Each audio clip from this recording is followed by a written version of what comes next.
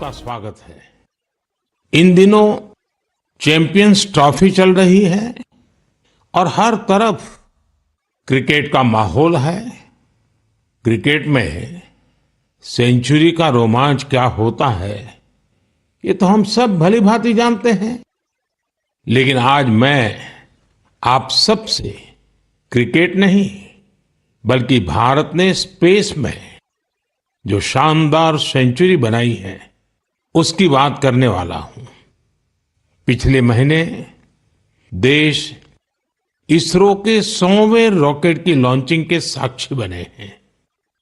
ये केवल एक नंबर नहीं है, बल्कि इससे स्पेस साइंस में नित नई ऊंचाइयों को छूने के हमारे संकल्प का भी पता चलता है। हमारी स्पेस जर्नी की शुरुआत बहुत ही सामान्य तरीके से हुई थी। इसमें कदम कदम पर चुनौतियां थी, लेकिन हमारे वैज्ञानिक विजय प्राप्त करते हुए आगे बढ़ते ही गए। समय के साथ अंतरिक्ष की इस उड़ान में हमारी सफलताओं की लिस्ट काफी लंबी होती चली गई। लॉन्च व्हीकल का निर्माण हो, चंद्रयान की सफलता हो, मंगलयान हो, आदित्य L1 या फिर एक ही रॉकेट से एक ही बार में 104 सैटेलाइट्स को स्पेस में भेजने का अभूतपूर्व मिशन हो। इसरो की सफलताओं का दायरा काफी बड़ा रहा है। बीते 10 वर्षों में ही करीब 460 सैटेलाइट्स लॉन्च की गई हैं और इसमें दूसरे देशों की भी बहुत सारी सैटेलाइट्स शामिल है। हाल के वर्षों की एक बड़ी बात यह भी रही है कि स्पेस साइंटिस्ट की हमारी टीम में नारी शक्ति की भागीदारी लगातार बढ़ रही है। मुझे यह देखकर भी बहुत खुशी होती है कि आज स्पेस सेक्टर हमारे युवाओं के लिए बहुत फेवरेट बन गया है। कुछ साल पहले तक किसने सोचा होगा कि इस क्षेत्र में स्टार्टअप और प्राइवेट सेक्टर की स्पेस कंपनियों की संख्या सैकड़ों में हो जाएगी। हमारे जो युवा जीवन में कुछ थ्रिलिंग और एक्साइटिंग करना चाहते हैं, उनके लिए स्पेस सेक्टर एक बेहतरीन ऑप्शन बन रहा है। जीवन में कुछ थ्रिलिंग और एक्साइटिंग करना चाहते हैं, उनके लिए स्पेस सेक्टर एक बेहतरीन ऑप्शन बन रहा है।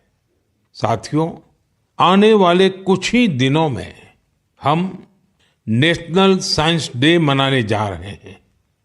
हमारे बच्चों का, युवाओं का साइंस में इंटरेस्ट और पैशन होना बहुत मायने रखता है। इसे लेकर मेरे पास एक आइडिया है, जिसे आप one day as a scientist कह सकते हैं।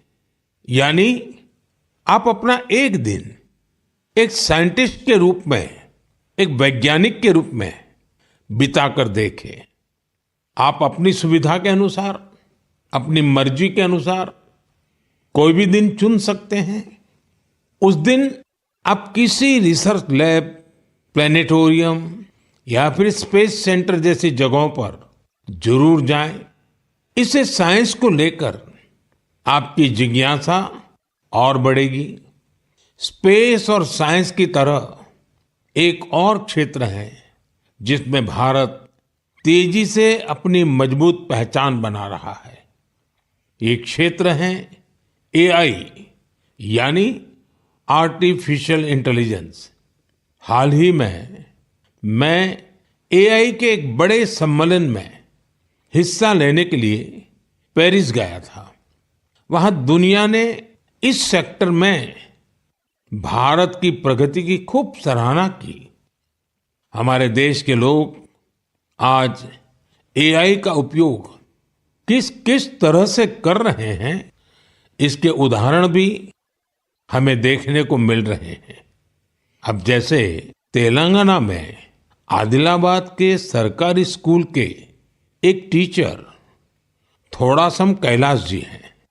डिजिटल गीत संगीत में उनकी दिलचस्पी हमारी कई ट्राइबल लैंग्वेज को बचाने में बहुत महत्वपूर्ण काम कर रही है। उन्होंने एआई टूल्स की मदद से कोलामी भाषा में गाना कंपोज कर कमाल कर दिया है। वे एआई का उपयोग कोलामी के अलावा भी कई और भाषाओं में गीत तैयार करने के लिए कर रहे हैं। सोशल मीडिया पर उनके ट्रैक हमारे आदिवासी भाई बहनों को खूब पसंद आ रहे हैं। स्पेस सेक्टर हो या फिर एआई, हमारे युवाओं की बढ़ती भागीदारी एक नई क्रांति को जन्म दे रही है। नई नई टेक्नोलॉजी को अपनाने और आजमाने में भारत के लोग किसी से पीछे नहीं हैं। मेरे प्यारे देशवासियों, अगले महीने 8 मार्च को अंतर्राष्ट्रीय महिला दिवस है। यह हमारी नारी शक्ति को नमन करने का एक विशेष अवसर होता है। देवी महात्म्य में कहा गया है, विद्याः समस्ताः तव देवी भेदाः स्त्रियः समस्ताः सकला जगत्सु, अर्थात सभी विद्याएं देवी के ही विभिन्न स्वरूपों की अभिव्यक्ति है और जगत की समस्त नारी शक्ति में भी उनका ही प्रतिरूप है। हमारी संस्कृति में बेटियों का सम्मान सर्वोपरि रहा है। देश की मातृशक्ति ने हमारे स्वतंत्रता संग्राम और संविधान के निर्माण में भी बड़ी भूमिका निभाई है। संविधान सभा में हमारा राष्ट्रीय ध्वज प्रस्तुत करते हुए हंसा मेहता जी ने जो कहा था, मैं उन्हीं की आवाज में आप सबके साथ शेयर कर रहा हूं। It is in the fitness of things that this first flag that will fly over this august house should be a gift from the women of India. We have donned the saffron color.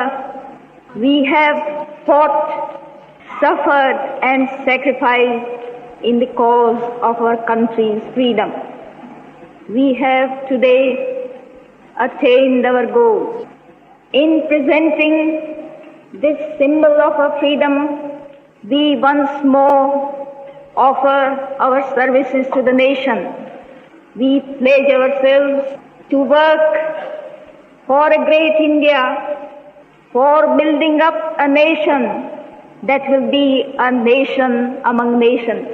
We pledge ourselves for working for a greater cause to maintain the freedom that we have achieved. साथियों, हंसा मेहता जी ने हमारे राष्ट्रीय ध्वज के निर्माण से लेकर उसके लिए बलिदान देने वाली देश भर की महिलाओं के योगदान को सामने रखा था। उनका मानना था कि हमारे तिरंगे में केसरिया रंग से भी ये भावना उजागर होती है। उन्होंने विश्वास व्यक्त किया था कि हमारी नारी शक्ति भारत को सशक्त और समृद्ध बनाने में अपना बहुमूल्य योगदान देगी। आज उनकी बातें सच साबित हो रही हैं। आप किसी भी क्षेत्र पर नजर डालें तो पाएंगे कि महिलाओं का योगदान कितना व्यापक है। साथियों, इस बार महिला दिवस पर मैं एक ऐसी पहल करने जा रहा हूं जो हमारी नारी शक्ति को समर्पित होगी। इस विशेष अवसर पर मैं अपने सोशल मीडिया अकाउंट जैसे एक्स, इंस्टाग्राम के अकाउंट्स, उनको देश की कुछ इंस्पायरिंग वुमेन को एक दिन के लिए सौंपने जा रहा हूं। ऐसी वुमेन जिन्होंने अलग अलग क्षेत्रों में उपलब्धियां हासिल की हैं, इनोवेशन किया है, अलग अलग क्षेत्रों में अपनी एक अलग पहचान बनाई है, 8 मार्च को वो अपने कार्य और अनुभवों को देशवासियों के साथ साझा करेगी। प्लेटफॉर्म भले ही मेरा होगा, लेकिन वहां उनके अनुभव, उनकी चुनौतियां और उनकी उपलब्धियों की बात होगी। यदि आप चाहती हैं कि ये अवसर आपको मिले, तो नमो ऐप पर बनाए गए विशेष फोरम के माध्यम से इस प्रयोग का हिस्सा बने और मेरे एक्स और इंस्टाग्राम अकाउंट से पूरी दुनिया तक अपनी बात पहुंचाए। तो आइए इस बार महिला दिवस पर हम सब मिलकर अदम्य नारी शक्ति को सेलिब्रेट करें, सम्मान करें, नमन करें। मेरे प्यारे देशवासियों, आप में से बहुत सारे लोग ऐसे होंगे जिन्होंने उत्तराखंड में हुए राष्ट्रीय खेलों के रोमांच का आनंद उठाया होगा। देश भर के 11,000 से अधिक एथलीट्स ने इसमें शानदार प्रदर्शन किया। इस आयोजन ने देवभूमि के नए स्वरूप को पेश किया। उत्तराखंड अब देश में स्ट्रांग स्पोर्टिंग फोर्स के रूप में भी उभर रहा है। उत्तराखंड के खिलाड़ियों ने भी शानदार प्रदर्शन किया।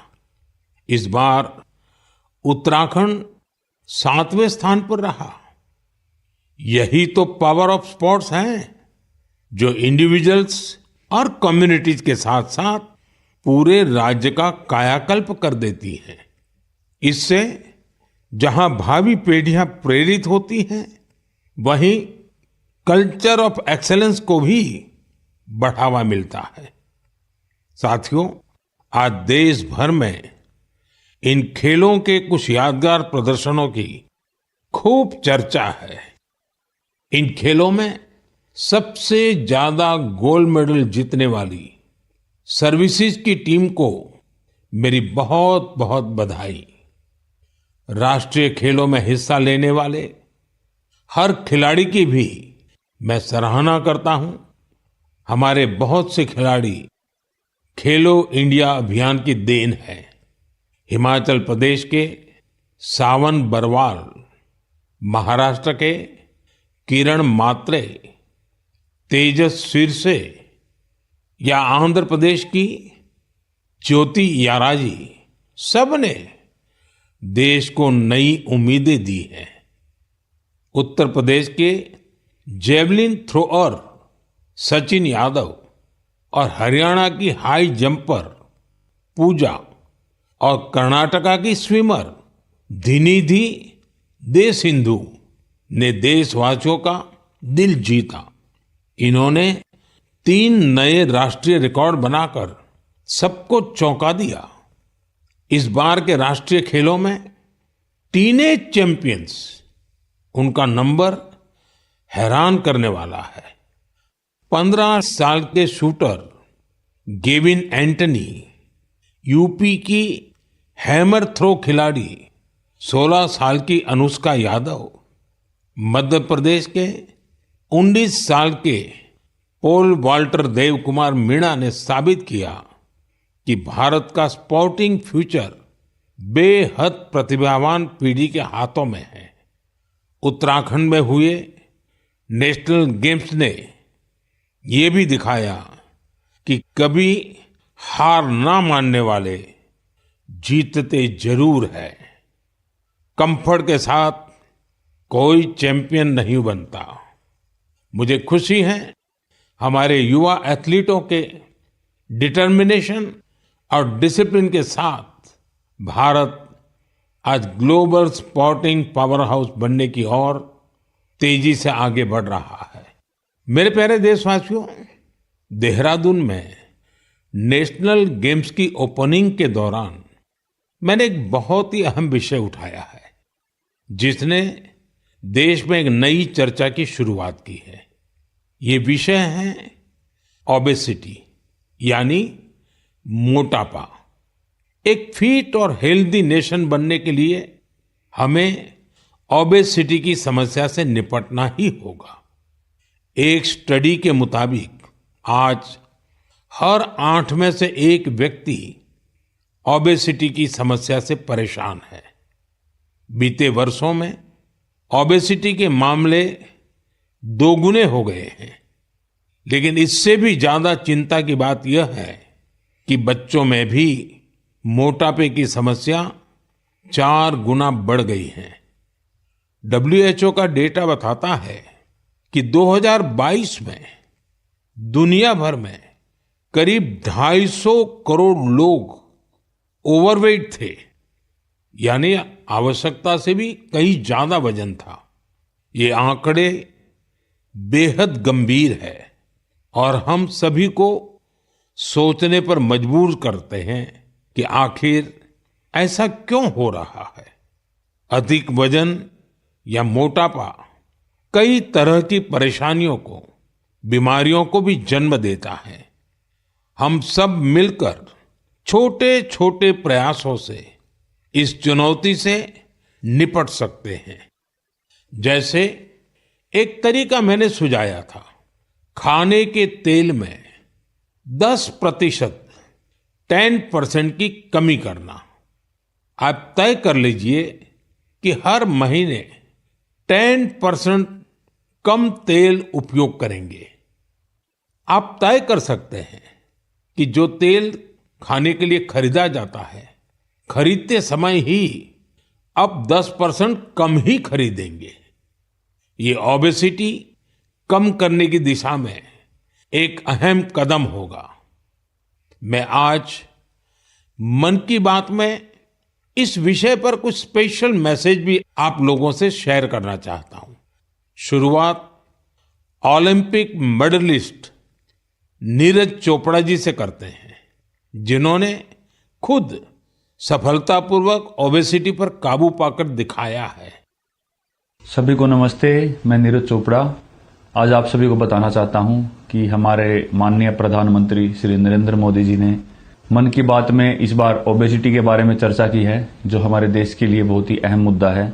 और मैं कहीं ना कहीं इस बात को खुद से भी रिलेट करता हूं, क्योंकि जब मैंने ग्राउंड पे जाना स्टार्ट किया था तो उस टाइम में भी मेरा भी काफ़ी मोटापा था, और मैंने जब ट्रेनिंग स्टार्ट की, अच्छा खाना स्टार्ट किया, तो काफ़ी हेल्थ में मेरे सुधार आया। और उसके बाद जब मैं एक प्रोफेशनल एथलीट बन गया तो उसमें भी मेरी काफ़ी हेल्प मिली। और साथ में बताना चाहूँगा कि जो पेरेंट्स हैं वो खुद भी आउटडोर स्पोर्ट कोई ना कोई खेल लें, अपने बच्चों को भी लेके जाएं और एक अच्छा हेल्दी लाइफस्टाइल बनाएं, अच्छा खाएं और अपने शरीर को 1 घंटा या जितना भी टाइम आप दे सकते हैं दिन में वो दें एक्सरसाइज के लिए। और मैं एक बात और ऐड करना चाहूँगा, अभी हाल ही में हमारे प्रधानमंत्री जी ने बोला था कि जो खाने में यूज होने वाला ऑयल है उसको 10% तक कम करें, क्योंकि कई बार हम काफ़ी तली हुई चीज़ें, ऐसी चीज़ें खा लेते हैं जिससे ओबेसिटी पे काफ़ी इम्पैक्ट पड़ता है। तो मैं सभी को कहना चाहूँगा कि इन चीज़ों से बचें और अपनी हेल्थ का ध्यान रखें। बस यही आपसे मैं गुजारिश करता हूँ और साथ उठ के हम अपने देश को ऊपर उठाएंगे। धन्यवाद। नीरज जी, आपका बहुत बहुत आभार। जानी मानी एथलीट निखत जरीन जी ने भी इस विषय पर अपनी बात रखी है।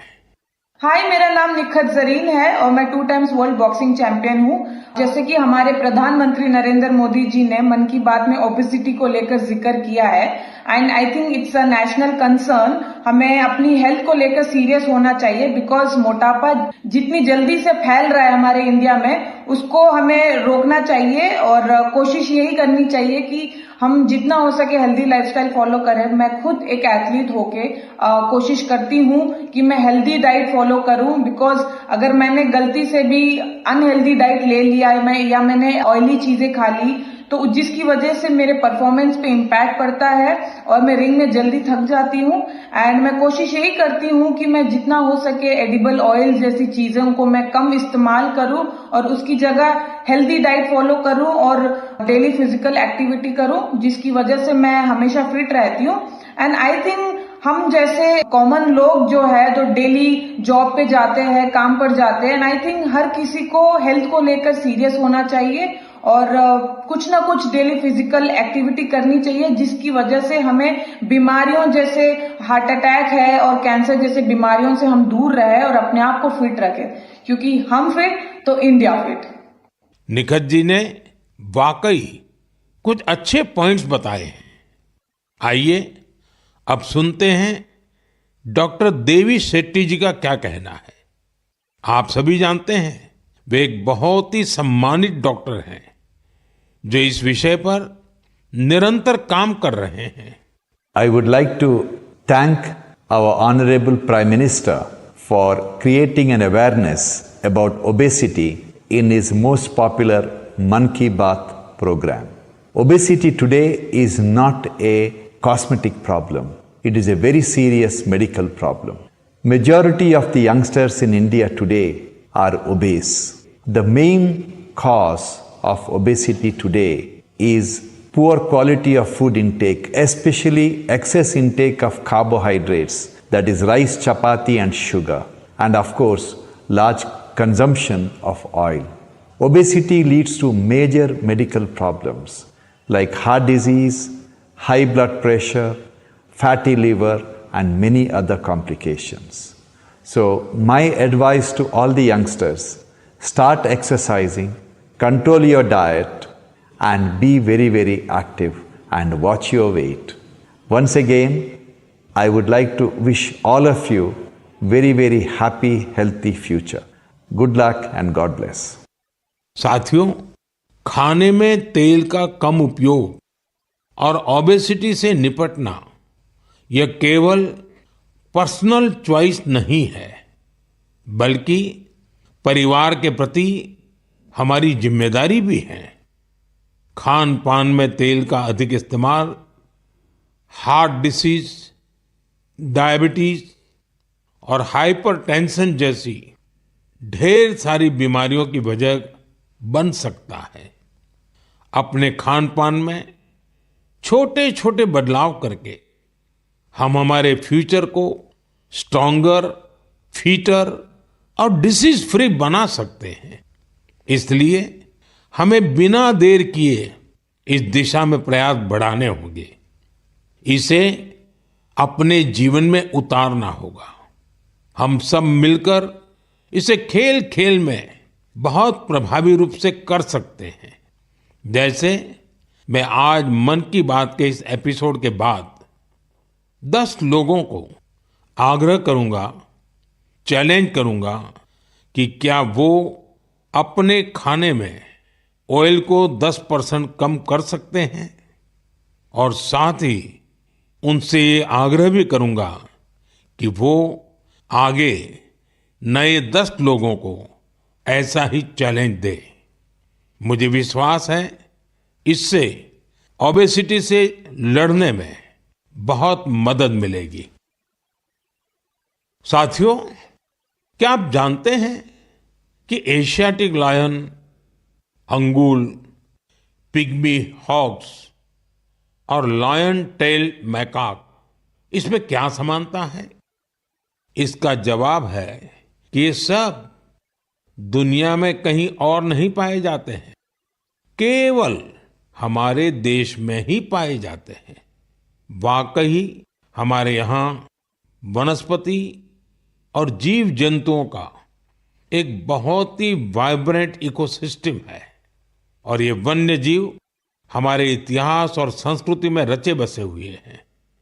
कई जीव जंतु हमारे देवी देवताओं की सवारी के तौर पर भी देखे जाते हैं। मध्य भारत में कई जनजातियां बागेश्वर की पूजा करती हैं। महाराष्ट्र में वाघोबा के पूजन की परंपरा रही है। भगवान अयप्पा का भी बाघ से बहुत गहरा नाता है। सुंदरवन में बोन बीबी की पूजा अर्चना होती है, जिनकी सवारी बाघ है। हमारे यहाँ कर्नाटका के हुली वेशा, तमिलनाडु के पुली और केरला के पुलिकली जैसे कई कल्चरल डांसेस हैं जो नेचर और वाइल्ड लाइफ के साथ जुड़े हुए हैं। मैं अपने आदिवासी भाई बहनों का भी बहुत आभार करूंगा क्योंकि वो वाइल्ड लाइफ प्रोटेक्शन से जुड़े कार्यों में बढ़ चढ़कर भागीदारी करते हैं। कर्नाटका के बीआरटी टाइगर रिजर्व में बाघों की आबादी में लगातार वृद्धि हुई है। इसका बहुत क्रेडिट सोलिगा ट्राइब्स को जाता है जो बाघ की पूजा करते हैं। इनके कारण इस क्षेत्र में मैन एनिमल कॉन्फ्लिक्ट ना के बराबर होता है।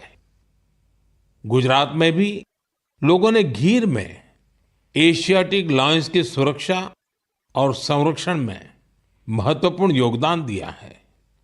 उन्होंने दुनिया को दिखा दिया है कि प्रकृति के साथ कोएग्जिस्टेंस आखिर क्या होता है। साथियों, इन प्रयासों के कारण ही पिछले कई वर्षों में बाघ, तेंदुए, एशियाटिक लायंस, राइनो और बारहसिंगा की आबादी तेजी से बढ़ी है और भारत में वन्य जीवों की डाइवर्सिटी कितनी खूबसूरत है ये भी गौर करने लायक है। एशियाटिक लायंस देश के पश्चिमी हिस्से में पाए जाते हैं जबकि टाइगर का क्षेत्र है पूर्वी, मध्य और दक्षिण भारत। वहीं राइनो पूर्वोत्तर में मिलते हैं। भारत का हर हिस्सा न केवल प्रकृति के लिए संवेदनशील है बल्कि वाइल्ड लाइफ प्रोटेक्शन के लिए भी प्रतिबद्ध है। मुझे अनुराधा राव जी के बारे में बताया गया है जिनकी कई पीढ़ियों का नाता अंडमान निकोबार आइलैंड से रहा है।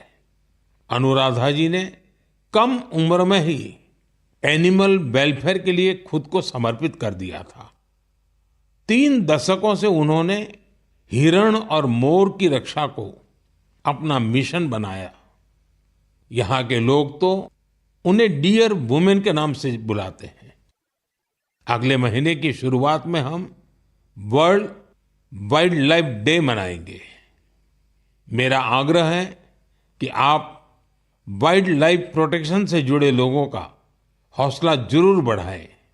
यह मेरे लिए बहुत संतोष की बात है। इस क्षेत्र में अब कई स्टार्टअप्स भी उभर कर सामने आए हैं। साथियों, यह बोर्ड एग्जाम का सीजन है। मैं अपने युवा साथियों यानी एग्जाम वॉरियर्स को उनकी परीक्षाओं के लिए बहुत बहुत शुभकामनाएं देता हूं। आप बिना कोई स्ट्रेस लिए पूरी पॉजिटिव स्पिरिट के साथ अपने पेपर दीजिए। हर वर्ष परीक्षा पे चर्चा में हम अपने एग्जाम वॉरियर से परीक्षाओं से जुड़े अलग अलग विषयों पर बात करते हैं।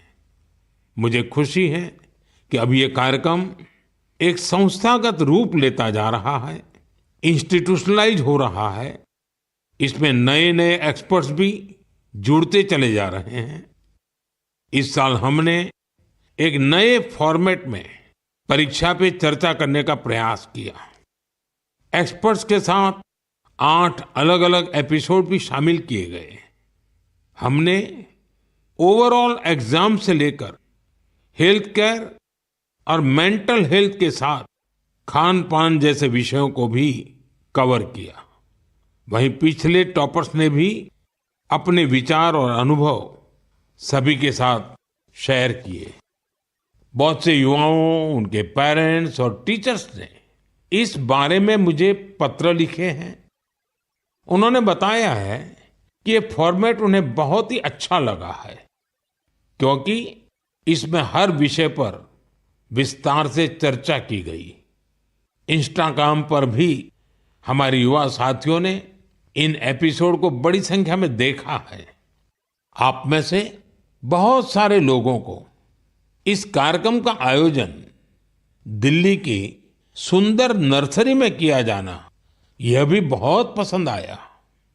हमारे जो युवा साथी परीक्षा पे चर्चा के इन एपिसोड को अब तक नहीं देख पाए हैं वे इन्हें जरूर देखें। ये सारे एपिसोड नमो ऐप पर रखे हुए हैं। एक बार फिर अपने एग्जाम वॉरियर्स को मेरा यही मैसेज है, be happy and stress free. मेरे प्रिय साथियों, मन की इस बात में इस बार मेरे साथ इतना ही। अगले महीने फिर नए विषयों के साथ हम मिलकर मन की बात करेंगे। आप मुझे अपने पत्र, अपने संदेश भेजते रहिए। स्वस्थ रहिए, आनंद में रहिए। बहुत बहुत धन्यवाद। नमस्कार।